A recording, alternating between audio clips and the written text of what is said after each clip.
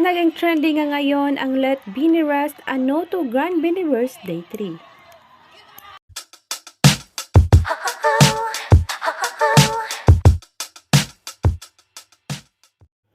Sold out agad for 3 hours ang ticket selling for Grand Believers on November 16 and 17, Day 1 and Day 2. Maraming mga fans ang di nakakuha ng ticket and hoping magkaroon ng Day 3. During the MAC event ng BINI in August 30, makikita ang reaksyon ng BINI members nang magsabi ang mga fans for Day 3.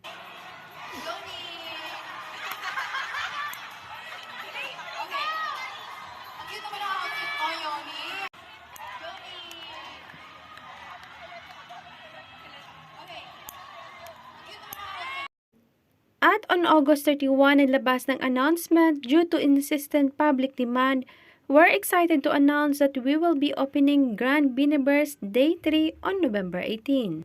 After the announcement, naging trending sa Twitter with 41.4k posts, tweets, and hashtag Let Beanie Rest a No to Grand Believers Day 3. Lalo na nang makita ang reaksyon ng BINI at ang pagkakasakit ng BINI members sa first Beanieverse 3 days concert. At ito ang mga comments ng mga fans. Last time nag 3 days sila, some of the girls masama na naging epekto sa health nila. Tapos ganito na naman. We appreciate na may day 3 para sa mga di nakasecure ng ticket, pero isipin din ang health ng girls and staff din. Mas mahalaga ang kalusugan ng girls. Ito dahilan kung bakit nagkaroon ng day 3 due to insistent public demand.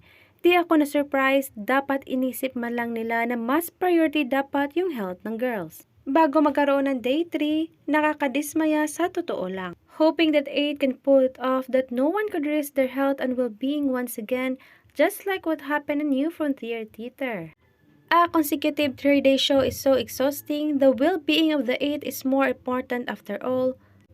A live stream is much better option, love lots BINI. Fan suggestions, sana may 1-day interval man lang kung ginawa nilang 3 days concert. I understand how the management is striking the iron while it's hot, pero sana naman isipin nila well-being ng BINI. I think it's better if like Day 3 concert will start at December kasi baka pagod na yung girls. Anyways, congrats pa rin, walo.